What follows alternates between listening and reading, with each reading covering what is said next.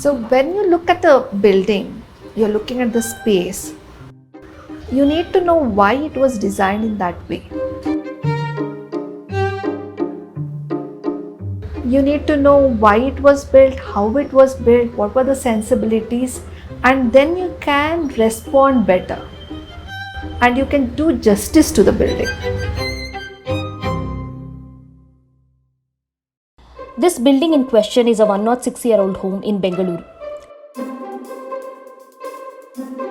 And Yashaswini Sharma, a local conservation architect, is on a mission to restore it to its former glory.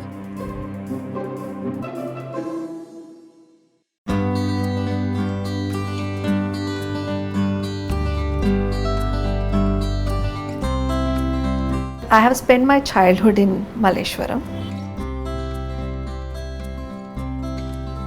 My friends stay all around, so I have seen this building. So I knew about the building. So if you're looking at Malleshwaram urban history and you look at the old buildings, then you come across those which came up at the time Malleshwaram was laid out. This is one of the earliest buildings. HVN Bungalow was built in 1915 and is named after the man who once walked in these very halls. H.V. Nanjundaya was the acting Diwan of Mysore, founder of Mysore University, founding president of Kannada Sahitya Parishad, and a senior judge in the Mysore High Court. It isn't surprising then that this home had electrical supply and internal plumbing as early as 20th century. Conserving a heritage structure like this is not an easy task. Take this wall for example. A tree had taken root here, compromising the structure. After the removal, the damaged wall had to be stitched using granite slabs.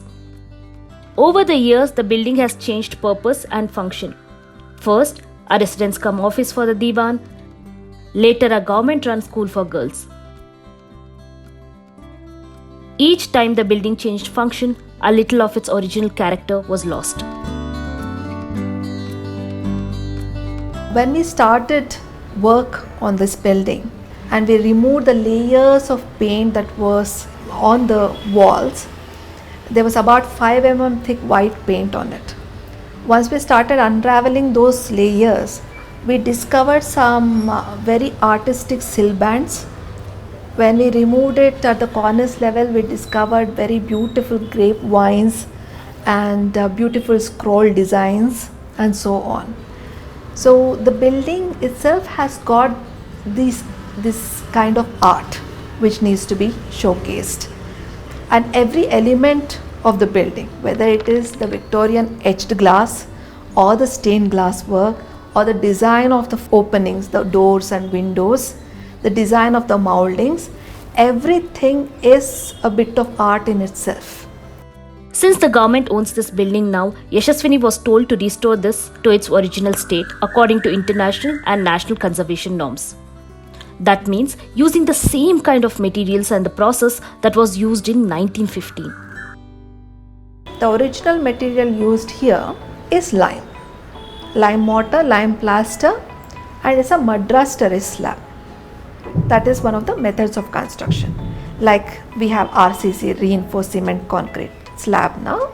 Back then it was Madras terrace. Right? So this is a Madras terrace roof. So in India, we have a very unique method of mixing things. In other countries, it is just lime, sand and water. In India, we use natural additives. We start adding bilva, we start adding alalekai, we start adding, jaggery. And in coastal areas, they use more of jaggery. And what are they doing? Is protection against water and damp. And it binds. They use this mix and they make it, airtight, damp proof. Madras terrace. This diagonal pattern immediately tells that it is built using Madras terrace technique. It is then supported by high beams and rafters like these. Originally, these rafters were made of teak, but Yashaswini is now using matti wood here and everywhere except the doors and windows. Sometimes such compromises are made when restoring an old building like this. because the manufacturing process of some material might be changed or the material you want may not be available anymore. In many cases, cost might be an issue.